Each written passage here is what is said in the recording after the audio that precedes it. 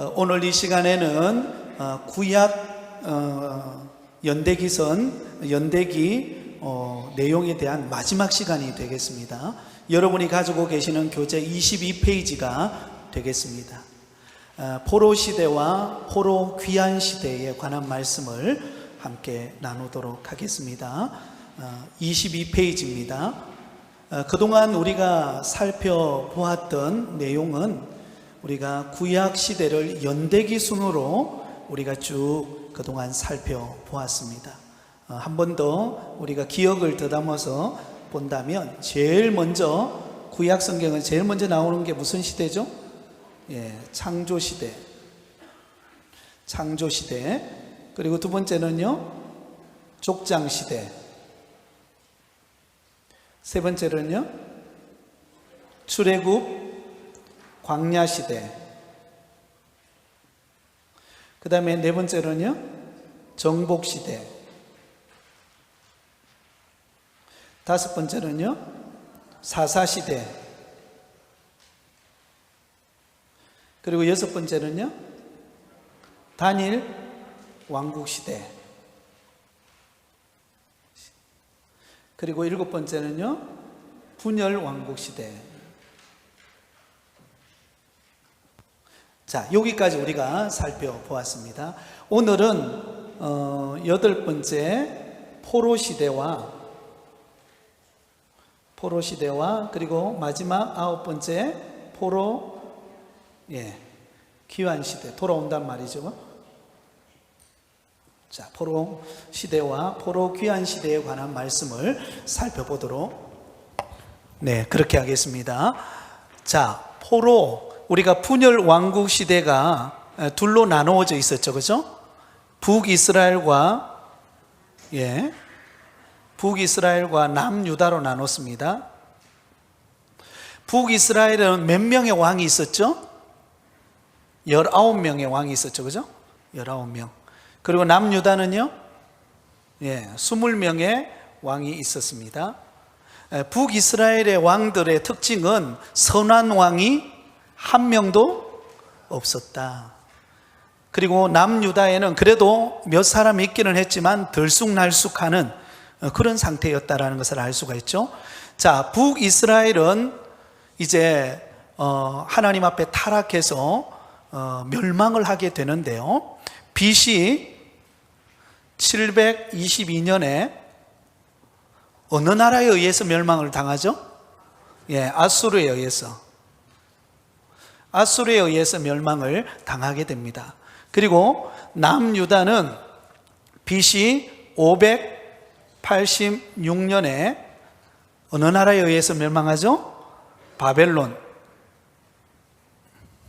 바벨론에 의해서 멸망을 당하게 됩니다. 자, 먼저 북이스라엘이 망하고 그 다음에 BC 586년에 바벨론이 의해서 남유다가 망하여서 남유다가 포로가 이제 잡혀가게 되는 거죠. 어디로요? 바벨론에 의해서. 바벨론으로 포로 시대가 도래하게 되었다라는 것입니다. 자, 거기에 보면 밑에 보시면 줄거리를 한번 읽어볼까요? 같이 읽습니다. 시작. 유다 백성들은 영적 타락의 결과로 포로가 되었으나 그 고통 속에서 신앙적 성숙을 이룹니다. 자, 거기에다가 줄을 끊으세요. 영적 타락의 결과로 포로가 되었다. 줄을 끊으시고요. 그리고 그 고통 속에서 무엇을 이루었다고요? 신앙적 성숙을 이루었다. 자, 포로 시대가 도래하게 된 이유는 영적 타락의 결과입니다. 남유다 왕들이 백성들과 함께 하나님을 떠나서 타락하게 되었을 때 하나님께서 그들에게 포로 시대 바벨론에 의해서 포로로 끌려가게 되는데, 근데 참 아이러니하게도 하나님은 그 포로 시대 속에서 이스라엘 백성들을 어떻게 하셨다고요? 성숙시켰다는 것입니다. 성숙시켰다는. 포로 시대가 몇 년 동안 포로로 끌려갑니까? 몇 년을 보내게 되죠? 70년을 보내죠, 그죠? 70년 포로 생활을 하게 되는데, 이 70년 동안 하나님께서는 그 포로 가운데서 이스라엘 백성들을 성숙시키고 또한 연단시키는 과정을 거쳤다라는 것입니다. 이게 참 은혜죠, 그죠? 고난 속에 담겨둔 하나님의 은혜의 역사죠. 자, 그러면 밑에 보겠습니다. 포로 시대에 우리가 기억해야 될 네 가지 개념이 있습니다. 네 가지 개념. 가장 먼저 남유다가 바벨론에 의해서 포로가 될 것에 관한 예언을 하게 됩니다. 선지자들의 예언이 있었어요. 그 다음에 두 번째로는 포로 생활 속에서 그들이 어떤 현실을 겪게 되는가, 그게 두 번째고요.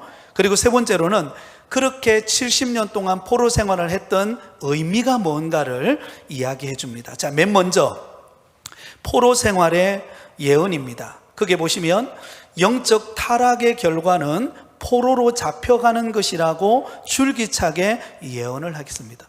그래서 여러분, 우리가 구약 성경의 예언서, 대선지서, 또 다른 말로 말하면 대예언서, 그 다음에 소선지서 혹은 소예언서라고 말을 하는데요, 구약 시대의 선지자들을 통해서 하나님께서 영적으로 타락한 유다 백성들을 포로로 잡혀가게 될 것이다, 포로 신세가 될 것이다, 그렇게 선지자들이 예언했습니다.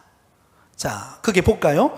그게 보시면 모세로부터 모든 예언자들에 이르기까지 영적 타락에 대한 그들의 계속된 경고는 포로로 잡혀가서 이방에서 포로 생활을 한다는 것이었다라고 말하고 있죠. 자, 신명기 4장 25절에서 28절 화면을 한번 보도록 하겠습니다. 네, 한번 읽겠습니다. 같이 읽습니다. 시작. 내가 그 땅에 아들을 낳고 손자를 얻으며 오래 살 때에 만일 스스로 부패하여 무슨 형상의 우상이든지 조각하여 내 하나님 여호와 앞에 악을 행함으로 그의 노를 일으키면 내가 오늘 천지를 불러 정글을 삼노니 너희가 요단을 건너가서 얻은 땅에서 속히 망할 것이라. 너희가 거기서 너희의 날이 길지 못하고 전멸될 것이니라. 여호와께서 너희를 여러 민족 중에 흩으실 것이요 여호와께서 너희를 쫓아보내실 그 여러 민족 중에 너희의 남은 수가 많지 못할 것이며 너희는 거기서 사람의 손으로 만든 바 보지도 못하며 듣지도 못하며 먹지도 못하며 냄새도 맡지 못하는 목석의 신들을 섬기리라. 자, 하나님 앞에 영적으로 부패했을 때 그들이 이방으로 뭐하러 간다고요? 포로로 잡혀갈 것이다 예언했습니다. 자, 이사야서 24장 1절 말씀을 화면을 통해서 보겠습니다. 같이 읽습니다. 시작. 보라, 여호와께서 땅을 공허하게 하시며 황폐하게 하시며 지면을 뒤집어 엎으시고 그 주민을 흩으시리니. 하나님 앞에 타락한 유다 백성들을 하나님은 어떻게 하신다고요? 흩어버리겠다, 이방 나라로 흩어버려서 포로로 끌려가게 할 것이다 라고 그렇게 예언을 했다는 거죠. 특별히 남유다가 멸망당해서 바벨론의 포로로 끌려가는 그 안타까운 사건을 가장 눈물로 예언했던 선지자가 한 사람이 있어요. 눈물의 선지자가 누구죠? 예레미야 선지자입니다. 예레미야 선지자. 자, 그 밑에 볼까요? 예레미야는 요시야의 종교개혁이 일시 성공한 듯 했으나 근본적인 영적 개혁이 백성들의 마음으로부터 일어나지 않음을 보고 다가올 하나님의 심판을 예언했으며 그 심판으로서의 포로 생활을 예언하기 시작했다. 그의 예언의 내용은 줄을 걸으세요. 바벨론의 침략은 유다의 영적 타락에 대한 하나님의 심판이므로 받아들이고 포로 생활까지 감수하자. 다만 회개하는 마음으로 포로 생활을 다한다면 다시 돌아오게 되는데 그 기간이 몇 년이에요? 70년일 것이다. 거기까지 줄을 끊으세요. 자, 예레미야 선지자, 눈물의 선지자가 예언을 합니다. 너희들은 포로로 끌려갈 것이다. 여러분, 이스라엘 백성들이, 유다 백성들이 생각할 때 어떻게 해서 포로로 끌려간 상태가 아니에요. 근데 멸망당해서 포로로 끌려갈 것이라고 그렇게 예언을 하면 유다 백성들 입장에서는 듣기 좋은 이야기입니까? 기분 나쁜 이야기입니까? 기분 나쁜 이야기죠. 그런데 하나님께서 예레미야 선지자를 통해서 멸망당할 것을, 포로로 끌려갈 것을 예언하게 하셨어요. 근데 포로로 끌려가는 그것이 안 좋은 게 아니라, 포로로 끌려가지만 그 포로로 끌려가는 그 70년의 세월을 통하여 하나님께서는 어떻게 하시겠다고요? 그들을 다시 돌아오게 하실 것이다. 희망의 메시지죠. 멸망을 선포하지만 그 멸망 속에 뭐가 담겨져 있어요? 희망의 메시지가 같이 담겨 있어요. 그래서 여러분, 우리가 구약 예언서를 읽어보면 항상 이 두 가지가 공존합니다. 하나님 앞에 타락한 백성들에 대한 멸망을 예언하고 징계를 예언해요. 그러나 그것은 뭘 위한? 회복을 위한 심판이었어요. 그러니까 우리가 구약 성경을 읽을 때 그런 관점으로 우리가 바라보는 것이 굉장히 중요합니다. 그래서 그 밑에 보시면 그의 예언대로 주전 597년에 여호야긴 왕과 지도자들이 먼저 1차로 끌려갑니다. 완전히 멸망하기 전에 1차로 끌려가요. 그리고 난 다음에 두 번째로 줄을 끄세요. 주전 586년에 남유다 마지막 왕인 시드기야와 지도자들이 2차로 포로로 끌려갑니다. 이게 남유다의 멸망이에요. 주전 586년에 남유다가 멸망을 하게 된다라는 것입니다. 자, 그 다음에 23페이지입니다. 그때 그럼 포로로 끌려간 남유다 이스라엘 백성들은 어떤 삶을 살았을까요? 그게 위에 보면 굵은 글씨로 적혀 있죠. 줄을 끄시기 바랍니다. 물질적 환경은 좋았으나 영적으로는 어떤 상태였어요? 슬픈 생활을 했다라는 것입니다. 바벨론에 남유다 백성들이 포로로 끌려간 것은 단순히 노예 생활을 하기 위해 끌려간 거 아니에요. 바벨론이 왜 남유다 백성들을 포로로 끌려갔는가 하면 그게 목적이 있어요. 노예가 아니라 줄을 끄세요. 무엇을 막기 위해서요? 반란을 막기 위한 의도였습니다. 반란을 막기 위한 의도예요. 그렇기 때문에 1차 포로 때 잡혀온 여호야김을 비롯한 모든 유다 포로들은 거기서 상당한 뭘 받았을까요? 대접을 받았어요. 유다에서보다 풍요로운 생활을 할 수 있었습니다. 우리가 가끔 드라마를 보면, 그죠? 중국 옛날에 뭐 청나라라든지 또 무슨 나라가 있나요? 뭐 다양한 그런 나라가 있을 때 우리나라를 점령해 들어왔다가 볼모로 데려가죠. 세자들을 데려가잖아요, 그죠? 예, 왕의 아들인 세자 부부를 데려갑니다. 세자 부부를 데려가 가지고 노예 생활을 시키는 게 아니고 어떻게 하죠? 볼모로 잡아두는 거죠, 그죠? 반란을 일으키지 말라고. 그래서 왕의 아들을 볼모로 데려가서 그곳에서 생활하는 것은 그렇게 불편하지 않아요. 물론 제한적인 환경에서 생활을 하게 되지만 그런 불편함이 없는 상태에서 기거를 할 수가 있었다는 거죠. 바로 그런 상황이 유다 백성들이 바벨론의 포로로 끌려갔을 때 그렇게 살았다는 것입니다. 그러면은 생활적인 면에서는 뭐 불편함이 없었어요. 근데 문제는 뭐냐? 그 다음이죠. 그러나 아무리 풍요로워도 그들은 행복하지가 않았습니다. 왜냐하면 여러분, 바벨론이 남유다를 점령할 때 완전히 어떻게 합니까? 성전을 파괴시켜 버렸어요. 그리고 하나님 앞에 제사 드리는 모든 기물들을 다 가져가 버렸단 말이죠. 그러니까 하나님께 제사를 드릴 수가 없고 절기를 지키러 성전에 갈 수도 없는 상황이었습니다. 왜? 포로로 끌려와 있는 상태니까요. 예배 드리러 가고 싶어도 갈 수가 없어요. 그러니 영적인 고통 상태에 있었다라는 것입니다. 외적으로는 그래도 나름대로 생활할 수 있는 여건이 되었지만 영적으로 볼 때는 어때요? 하나님을 예배할 수 없는 제한되어진 환경 속에 그들이 살았기 때문에 굉장히 영적 공허함을 느끼고 있었다라는 것입니다. 자, 그때 지은 시가 조금 전에 우리가 읽었던 시편 137편 1절에서 6절까지의 내용입니다. 자, 우리 한면을 한번 볼까요? 네, 시편 137편 1절에서 6절까지. 자, 우리 같이 한번 읽어보겠습니다. 여러분들이 바벨론의 포로로 끌려왔다 생각하고 한번 같이 읽겠습니다. 시작. 우리가 바벨론의 여러 강변 거기에 앉아서 시온을 기억하며 울었다. 시온이 어디예요? 예루살렘 성전이 있는 곳. 그걸 바라보면서 타향살이 하고 있잖아요, 지금, 그죠? 그곳을 바라보면서 그리워서 슬피 우는 거예요. 그 다음 같이 읽습니다. 시작. 그 중에 버드나무에 우리가 우리의 수금을 걸었나니 이는 우리를 사로잡은 자가 거기서 우리에게 노래를 청하며 우리를 황폐하게 한 자가 기쁨을 청하고 자기들을 위하여 시온의 노래 중 하나를 노래하라 함이로다. 우리가 이방 땅에서 어찌 여호와의 노래를 부를까? 예루살렘아, 내가 너를 잊을진대 내 오른손이 그의 제주를 잊을지로다. 그 다음에 내가 예루살렘을 기억하지 아니하거나 내가 가장 즐거워하는 것보다 더 즐거워하지 아니할진대 내 혀가 내 입천장에 붙을지로다.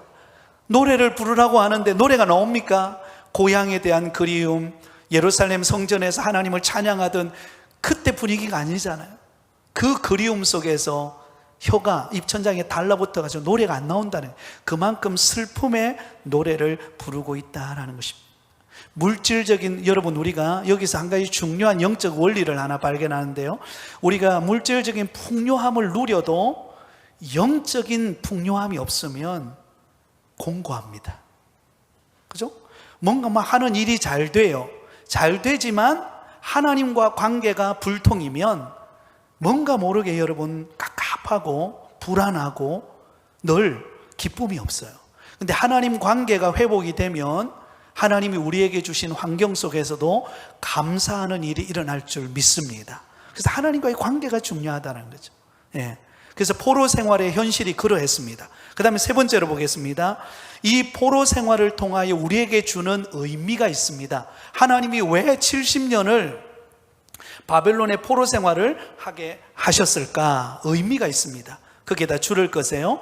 하나님의 징벌인 동시에 깊은 영적 유익과 각성이 있었다라는 것입니다. 사실 바벨론의 포로로 끌려가는 것은 징계였습니다. 그죠? 하나님의 심판이죠. 왜? 하나님을 떠나서 우상을 섬겼기 때문에 하나님은 심판하셨어요. 그러나 그걸로 끝내지 않으시고 하나님은 그 포로 생활 속에서 70년을 통하여 영적 유익과 각성을 허락해 주셨다라는 것입니다. 자, 오늘 제가 오전에 설교하면서 코로나 3년 이야기를 했습니다. 우리가 다 그때 코로나 3년 기간을 보내면서 정말 다 마스크를 쓰고 정말 그 힘든 시기를 우리가 보냈잖아요. 그런데 그 힘든 3년의 시간을 보내면서 우리가 깨달았던 또 한 가지 영적 교훈은 무엇입니까? 하나님의 전에 마음껏 와서 예배하고 찬양하고 성도들과 교제하는 것이 얼마나 귀한 것인가, 우리가 그 은혜를 깨달았잖아요. 그죠? 이스라엘 백성들도 마찬가지예요. 포로로 끌려가서 70년 동안 그들이 고생했지만 그 70년을 통하여 그들이 깨달은 은혜가 있었습니다. 그게 네 가지가 나오죠. 제가 1번 하면 여러분 한번 읽어주시기 바랍니다. 1번, 성전을 중심으로 해서 신앙생활하는 것이 얼마나 좋은가를 깨달았다. 예. 여러분 예루살렘 성전에서 예배하던 그때가 얼마나 영광스러웠습니까? 근데 여러분 그들이 그 예루살렘 성전에서 예배하던 그 감격이 시간이 흐르면서 형식화되어 버렸단 말이죠. 하나님을 예배하면서도 우상을 섬겼어요. 그래서 하나님이 포로로 끌려가게 했잖아요. 포로로 끌려가 보니까 어때요? 예루살렘 성전이 있는 게, 교회가 있는 것이 얼마나 은혜가 되고, 내가 힘들 때 교회 가서 눈물 흘리면서 기도하고 성도들에게 내 아픔을 내어놓고 기도해달라 부탁하고 함께 하나님께 영광의 예배를 드릴 수 있었다. 그 감격이 어디로 가서 깨달았어요? 포로로 끌려가서 깨달았다는 것입니다. 사랑하는 여러분, 우리는 그런 기전에 우리가 하나님을 예배하고 교회에 나오는 것이 축복인 줄 믿습니다. 네. 자, 두 번째 읽습니다. 시작. 회당 중심의 생활이 시작되었다. 신앙 공동체를 이루기 시작했다. 자, 여러분, 예루살렘 성전이 있는 곳에는 갈 수가 없어요. 그럼 어떻게 합니까? 네. 회당을 중심으로 바벨론 안에서도 회당을 중심으로 유대인들이 모인 거예요. 모여서 말씀을 듣고, 모여서 기도하고, 모여서 교제하고, 모여서 떡을 나누는 그런 사랑의 모임이 시작이 된 거예요. 이게 바로 회당 중심의 모임으로 전환이 되었다라는 것입니다. 이게 교회라는 의미로 사용할 수 있겠죠, 그죠? 그런 의미였어요. 옛날에는 무조건 유대인들은 어때요? 이스라엘 백성들은 무조건 예루살렘 성전밖에 없었어요. 그런데 포로로 끌려가면서부터는 회당을 중심으로 이제 사람들이 모여서 그곳에서 예배하고 말씀을 듣고 은혜를 나누는 그런 공동체로, 신앙 공동체로 바뀌게 되었다라는 것입니다. 그럼 어디서든지 모일 수 있는 거예요. 어디서든지, 그죠? 모일 수 있었다는 거예요. 자, 세 번째 같이 읽습니다. 시작. 아브라함 때부터 시작해서 자기들이 얼마나 하나님의 사랑을 얼마나 많이 받아왔다는 것을 깨닫고 정리하게 되었다. 여러분, 포로로 끌려가 보니까는요, 그때서야 알게 된 거예요. 아, 우리가 아브라함의 후손으로서 하나님이 특별히 우리를 사랑해서 그동안 얼마나 큰 은혜를 주셨는가, 포로로 끌려가 보니까 알게 된 거예요. 그죠? 그런 은혜가 있었다는 거예요. 자, 마지막 네 번째는요, 같이 읽습니다. 시작. 신앙적 안목을 가지고 역사를 다시 정리했다. 신앙적 안목을 가지고 다시 정리하기 시작했어요. 그래서 하나님이 아브라함을 선택하고 그 다음부터 어떻게 하나님이 우리를 인도해 오셨는가를 다시 역사적인 정리를 하기 시작했다라는 것입니다. 그게 역대기서, 열왕기서, 이게 바로 그런 역사서죠. 그죠? 이스라엘 민족을 다시 되돌아보는 그런 계기가 되었다라는 것을 알 수가 있습니다. 그런 면에 볼 때 포로 생활이 마냥 여러분 실패한 시간이 아니죠. 이 70년은 이스라엘 백성들을 다시금 영적으로 회복하는 시간이었습니다. 자, 그런 의미로 볼 때 우리에게 찾아오는 고난, 때로는 여러 가지 환경의 어려움, 그것은 우리를 망하게 하기 위함이 아니라 우리의 신앙을 회복해서 하나님 앞에 다시 우리를 쓰시기 위한 축복의, 변장된 축복의 통로인 줄 믿습니다. 그 은혜를 우리가 기억하면 좋겠습니다. 자, 그 밑에 이제 마지막으로 포로 귀환 시대를 보도록 하겠습니다. 뒤로 넘기시기 바랍니다. 24페이지. 자, 줄거리 요약을 보겠습니다. 같이 읽겠습니다. 시작. 고레스의 칙령에 의해 귀환이 허락된 유다 백성은 3차에 걸쳐서 귀환하고 돌아와서 성전과 신앙과 예루살렘을 재건합니다. 자, 바벨론에 의해서 남유다가 멸망을 당했어요. 그죠? 그러면 이 바벨론은 그러면 굉장히 강대국이었잖아요. 근데 놀랍게도 이 바벨론이 스스로 자멸하게 됩니다. 왜냐하면 이 바벨론 안에 온갖 우상들이 다 들어와요. 온갖 우상을 섬기다 보니까 어때요? 이게 나라가 제대로 통제가 안 되는 거예요. 그러므로 스스로 망한 나라가 어딘가? 바벨론이에요. 스스로 망한 나라. 그러면서 생긴 나라가 뭐냐면 메데 바사라고 하는 나라입니다. 메데 바사. 이 메데 바사가 어디냐면 페르시아예요. 페르시아 제국. 페르시아 제국. 이 페르시아의 왕이었던 고레스, 이 고레스 왕이 이제 왕이 되었습니다. 왕이 딱 되고 난 다음에 보니까 어때요? 바벨론 시대의 왕이 통치하던 때와 전혀 다른 정책을 써요. 고레스 왕은 어떻게 하냐면 포로로 끌려왔던 사람들을 본국으로 돌려보냅니다. 그게 고레스 칙령이에요. 포로로 끌려온 사람들은 다 본국으로 돌아가라. 얼마나 은혜가 됩니까? 그죠? 본국으로 돌아가라. 이 고레스의 정책은 뭐냐면 정치와 그 다음에 경제권은 가지고 있어요. 정치와 경제권은 딱 쥐고 있어요. 그런데 나머지 어떤 종교라든지 그 다음에 자기의 어떤 삶에 대한 사회생활 이런 것들에 대해서는 자유를 줍니다. 이게 바벨론과 달라요. 바벨론과 다른 개념입니다. 바벨론은 방기를 들지 말라고 포로를 끌고 오는 정책이었다면 고레스 왕의 정치는 뭐냐면 정치와 경제권을 딱 쥐고 있는 거예요. 그러나 나머지 종교나 사회생활이나 모든 면은 자유권을 줍니다. 너희들이 섬기는 신들 섬겨도 된다. 뭐 성전을 짓든 뭐 회당을 만들든 다 괜찮다. 우리한테 뭐만 하라는 거죠? 예, 맞는 그 세금만 내고 또 나름대로 그 정치에 순종해라. 이런 정책을 쓰게 되는 거예요. 그래서 고레스 왕 때 칙령을 통해서 본국으로 돌아가라는 포로 귀환 시대가 도래하는 것입니다. 70년 만에 이 일이 이루어지게 되었다라는 내용입니다. 자, 그 밑에 보시면 포로귀환 시대에 다음 네 가지의 중요한 개념이 있습니다. 자, 포로귀환이 어떻게 이루어졌는가에 대한 이야기예요. 자, 그 밑에 1번을 보세요. 포로귀환이 이루어지는데, 포로귀환은 총 몇 번에 걸쳐서 이루어질까요? 네, 3차에 걸쳐서, 3번에 걸쳐서 포로귀환이 이루어지게 됩니다. 3차에 걸친 귀환 과정에서 하나님의 은혜를 체험하게 되는데요. 자, 고레스 칙령을 통해서 본국으로 돌아가라 그렇게 명령했잖아요. 그런데 이스라엘 백성, 포로로 끌려갔던 유다 백성들이 쉽게 돌아가지 않는 거예요. 우리 같으면 어때요? 돌아가라 그러면은 그게 머물겠습니까? 빨리 가겠습니까? 머물고 싶은 분이 한 3사람 계시네요. 자, 왜 그들이 빨리 움직이지 않았을까? 여기 이유가 있어요. 그 이유는, 자, 1번에가 줄을 거세요. 바벨론에 있는 안락한 삶의 터전을 버리기 어려웠어요. 여러분, 바벨론의 포로로 끌려오고 난 다음에 어때요? 자율권을 주었죠. 그죠? 그곳에 생활할 수 있는 넉넉한 생활이 되다 보니까 그곳에서 예를 들어서 집을 짓고 가정을 이루고 상업을 해가지고 잘 된 거예요. 예를 들어서 기업을 크게 이루었어요. 그런데 본국으로 가라 그러면 그 크게 이룬 기업을 두고 돌아가기가 쉽겠습니까? 아이고, 우리는 하나님께로 가니까 막 그냥 다 포기하고 가겠습니까? 여러분 같으면 어떻게 하겠어요? 하나님 좀 생각해 봐야 되겠는데요. 이게 지금 반응이었다는 거예요. 자, 2번째, 예루살렘이 지금 어떤 상태예요?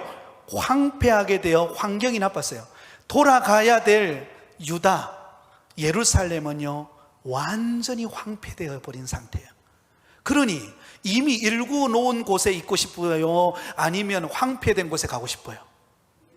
예. 우리가 가끔씩 부름받아 나서니 몸 어디든지 가오리다, 이거 아무나 못 부르는 찬양입니다. 그죠? 어디든지 가오리라, 이게 쉬운가요? 쉽지 않아요. 그러니까 주저한 거예요. 자, 3번째, 돌아가는 길도 상당한 위험 부담이 있었어요. 도둑들이 어느 곳에 곳곳에 숨어 있었다라는 것입니다. 자, 그런 환경 속에서 3차에 걸쳐서 이제 포로 귀환이 이루어집니다. 그것을 일끈 지도자들이 있었어요. 자, 거기 밑에 보면 2번입니다. 2번을 보시면 1차 포로 귀환이 나오죠. 1차. 자, 1차 포로 귀환 때가 바로 이어서 나옵니다. 그게 보면 2번에 성전 재건이 나오죠. 이스라엘이 무엇인가를 확인하기 위한 이스라엘의 재건의 핵심이다. 이게 1차 포로 귀환이에요. 자, 정리를 하겠습니다. 포로 귀환은 3차에 걸쳐서 이루어지죠. 1차 포로 귀환. 자, 그 옆에다가 빈 공간에다가 적어 놓으시기 바랍니다. 자, 1차 포로 귀환은 언제 이루어졌는가? BC 536년.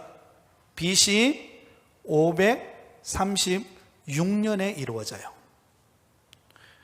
그리고 이때가 누구냐면 고레스 왕 때예요. 고레스 왕 때. 고레스 왕 때 이루어지는데요, 이때 누가 인도를 하냐면 인솔자가 누구냐면 스룹바벨이에요. 스룹바벨.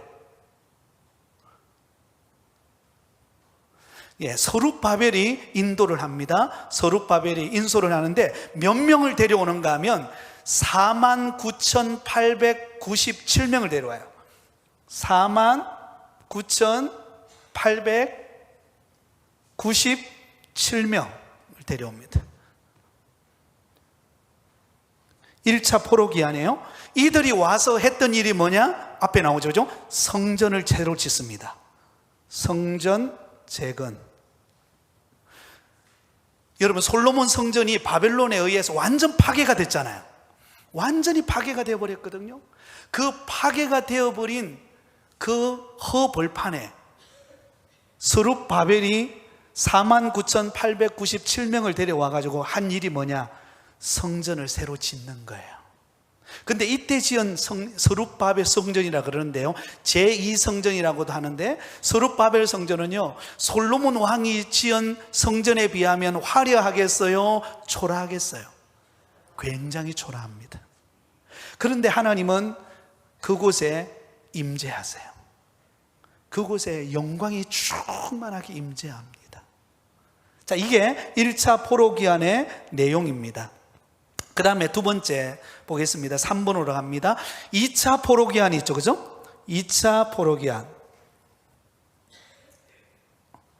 자, 2차 포로기한은 언제 이루어졌냐면 BC 457년입니다. BC 457년. 이때가 어느 왕 때냐면 아닥사스다 왕 때예요. 아닥사스다 왕. 이름은 들어보셨죠? 아닥사스다 왕. 자, 이때 누가 인수를 하는가 하면 에스라가 인수를 합니다. 학사 에스라. 에스라가 인수를 하는데 이때 몇 명을 데려오냐면 1754명을 데려옵니다. 1754명을 데려와요. 이때가 포로 2차 기환입니다. 학사 에스라가 이때 1754명을 데려오는데요, 이들이 와서 했던 일이 뭐냐면 바로 영적 재건이에요. 영적 재건. 이게 뭐냐면 영적 재건은 바로 개혁 운동을 일으킵니다. 개혁. 자, 1차 포로 기한회가 돌아와서 성전을 지었잖아요, 그죠? 겉으로 볼 때 성전만 지어놓으면 됩니까? 내면이 바뀌어야죠, 그죠? 내면의 영적인 재건, 우리의 심령의 개혁을 통해서 말씀을 붙잡고 새로운 변화가 일어나야 되잖아요. 이 일을 일으켰던 영적 재건의 역사가 2차 포로기한이 있고 난 다음에 이루어지는 아주 영적인 중요한 사건입니다. 이 에스라는 제사장이면서 학사였어요. 말씀을 잘 가르치는 사람이었어요. 말씀을 통해서 황폐되어져 있던 이스라엘 백성들의 심령의 부흥을 일으킵니다. 회복이 일어나요. 회개 운동을 하게 되고 하나님의 말씀을 가르치기 시작합니다. 자, 마지막 세 번째, 3차 포로기한. 자, 3차 포로기한은 BC 444년입니다. 444년. 444년에 이때도 아닥사스다 왕입니다. 아닥사스다 왕 때 이루어지는데요, 이때 인솔자가 누구냐면 느헤미야예요. 느헤미야. 우리가 느헤미야서를 읽어보면 바로 이때 이야기가 나옵니다. 느헤미야는 본래 직업이 뭐죠? 왕의 술잔을 따르는 술관원이었어요. 왕의 술관원은요, 최고 신임하는 경호실장과 같은 자리입니다. 그 자리를 박차고 이스라엘 백성들을 데리고, 남유다 백성들을 데리고 포로 귀환을 해요. 이게 쉬운 일이 아니에요. 대단한 거죠, 그죠? 자, 느헤미야가 이때 데려오는데 몇 명을 데려오는가? 42,360명. 42,360명을 데려옵니다. 자, 이때 와서 했던 게 뭐냐면 뭘 지었죠? 성벽 재건. 무너져 있는 성벽을 쌓습니다. 성벽을 쌓아요. 자, 이렇게 해서 3차에 걸쳐서 포로 귀환의 일이 이루어지게 된다라는 것입니다. 이제 결론입니다. 저를 보세요. 오늘 다 배웠어요. 포로 귀환을 통해서 하나님은 딱 70년이 딱 되는 순간 전혀 예상하지 못했던 사람, 누구를 통해서요? 고레스, 페르시아 왕인 고레스 왕을 통해서 칙령을 내려요. 고향으로 돌아가라. 여러분, 신기하죠? 하나님은 역사를 주관하고 계시는 줄 믿습니다. 그 대단했던 페르시아 왕의 마음을 움직여서 칙령을 통해서 하나님이 예언하셨던 70년이 차면 너희들을 돌아가게 하리라. 여러분, 70년이 되면 돌아갈 거라고 예언자들, 선지자들이 이야기해도 이스라엘 백성들이 믿었을까요? 안 믿었을까요? 안 믿었어요. 우리는 못 간다. 이제 끝났다. 징조도 없었어요. 그런데 딱 70년이 차는 순간 고레스 왕이 딱 칙령을 내리는 거예요. 여러분, 하나님의 약속은 1.1핵도 변함이 없는 줄 믿습니다. 여러분, 우리 눈앞에 보이는 것 없고 잡히는 것 없고 기도해도 뭔가 변하는 것 없지만요, 하나님의 때가 딱 되면, 우리의 기도에 눈물이 딱 차면 그때 이루어지는 역사가 있을 줄 믿습니다. 하나님의 역사예요. 하나님의 역사.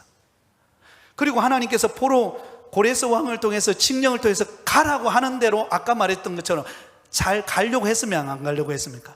안 가려고 할 때 하나님께서 헌신하는 영적 지도자 스룹바벨, 에스라, 특히 느헤미야, 왕의 술관원이었던 느헤미야, 자기가 헌신하고 내가 가겠습니다. 여러분, 기도하는 사람은, 느헤미야는 기도하는 사람이었잖아요. 성벽이 황폐되어 버렸다라는 남유다 소식을 들었을 때 가슴을 치면서 하나님 앞에 기도하잖아요. 약속의 말씀을 붙잡고 기도하다 보니까 하나님께서 뭐라고 말합니까? 네가 가라. 네가 가라. 그러자 느헤미야는 과감하게 자기 것을 내려놓고 유다 총독으로 이스라엘 백성들을 이끌고 미지의 땅, 한 번도 가보지 않은 그 땅을 향해 갑니다. 이게 순종인 줄 믿습니다. 눈에 안 보이지만, 잡히는 것 없지만 주님 약속 붙잡고 믿음의 길을 걸어가면 저와 여러분도 스룹바벨처럼, 에스라처럼, 느헤미야처럼 쓰임받을 줄 믿습니다. 그래서 무너졌던 성전이 건축되고, 그 다음에 심령에 메말랐던 심령이 회복되고, 그리고 무너졌던 성벽이 다시 회복되어지는 52일 만에 성벽을 지어버립니다. 여러분, 하나님이 하시면은요, 이거는 뭐 하루에도 이루어질 수 있는 거예요. 그런 하나님을 믿고 이 한 주간도 믿음으로 살아가는 우리 모두가 되기를 예수님의 이름으로 축원드립니다.